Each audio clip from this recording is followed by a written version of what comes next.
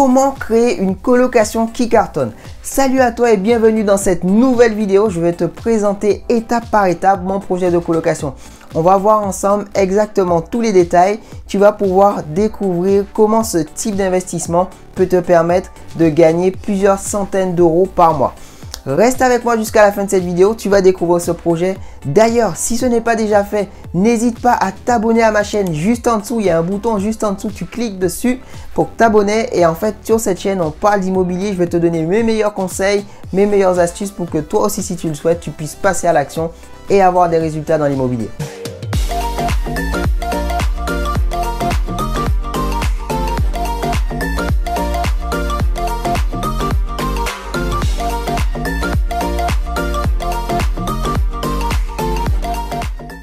Ça y est, nous revoilà directement derrière mon écran. Comme je te l'ai dit et comme tu le sais, mon but c'est de te montrer le maximum de choses. Alors on va commencer tout de suite. Pour la petite histoire, je cherchais pas du tout un bien acheté. J'avais déjà fait une offre d'achat du coup sur un immeuble de 2 appartements à rénover que je pensais exploiter en location saisonnière. Et ce qui s'est passé, c'est que dans ma petite routine de recherche, je tombe sur une maison 125 mètres carrés à un prix hyper intéressant. Et du coup, tout de suite, j'envoie un mail, j'appelle le vendeur et du coup, il m'explique un petit peu la disposition du coup de la maison. Et je commence à me dire, attends, il y a 3 chambres au 2e étage. Potentiellement, on peut rajouter des chambres au 1er étage, rajouter une salle d'eau. Et du coup, je me suis dit qu'il y avait également le rez-de-chaussée. Donc, il m'a parlé d'un ancien salon de coiffure, il m'a parlé du garage. Et j'ai fait une offre d'achat sur le bien. J'ai négocié un petit peu sans visiter, sans rien. Tout de suite fait une offre d'achat sur le bien parce que les calculs étaient très intéressants. On arrivait entre 700 et 900 euros de cash flow brut. Je me suis dit, waouh, c'est un truc intéressant, il se passe quelque chose. Et du coup, il faut aller visiter le bien. On était le 29 décembre. Et du coup, ce qui s'est passé, c'est que le 30, on a visité le bien, du coup, avec le vendeur. Tout de suite, on a vu le potentiel du bien. Il y avait un jardin, il y avait des parquets en excellent état. Au 1er étage, il y avait également la cuisine avec les arrivées d'eau qui étaient déjà là. Plus le rez-de-chaussée qui était énorme à transformer. Donc, on s'est positionné sur ce bien pour l'acheter dans le but de le transformer dans une colocation de 5 chambres. On est sur une maison de 125 mètres carrés avec un vieux salon de coiffure au rez-de-chaussée.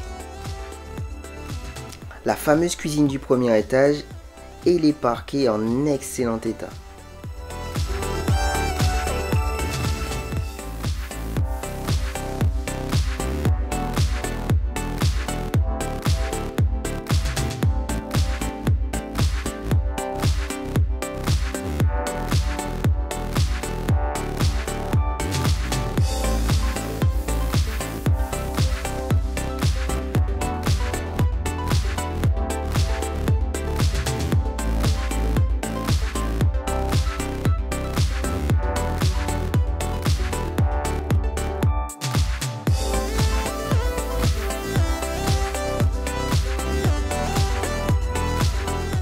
Comme vous pouvez le voir sur le plan qui s'affiche, on va commencer par le 2e étage. Au niveau des travaux, on commence par le point le plus haut, donc ici le R+2 pour aller jusqu'au rez-de-chaussée.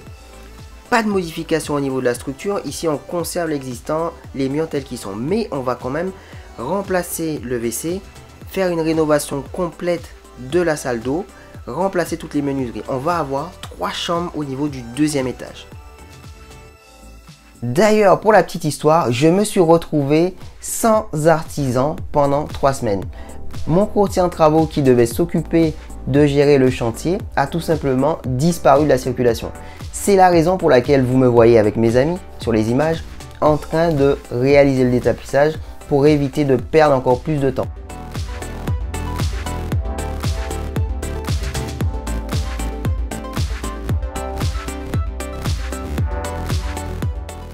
Au niveau du 1er étage, il y a eu plus de travail effectué qu'au 2e. Ce qu'on veut à ce 1er étage, c'est d'avoir 2 chambres, une salle d'eau et un WC. Pour ce faire, on casse les cloisons entre le salon et la salle à manger. Et sur la partie gauche, on vient rajouter une cloison pour avoir d'un côté la salle d'eau, un couloir et le WC juste en dessous. Vous allez le voir sur le plan qui s'affiche maintenant.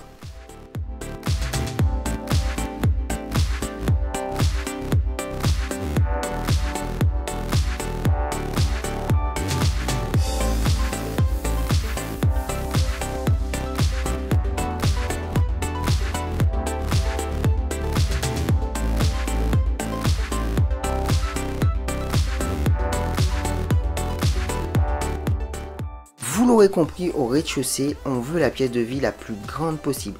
L'idée c'est de casser toutes les cloisons et dans l'ancien WC, de faire un espace buanderie avec machine à laver, sèche-linge. De l'autre côté, on aura le salon séjour avec un grand canapé et tout ce qu'il faut.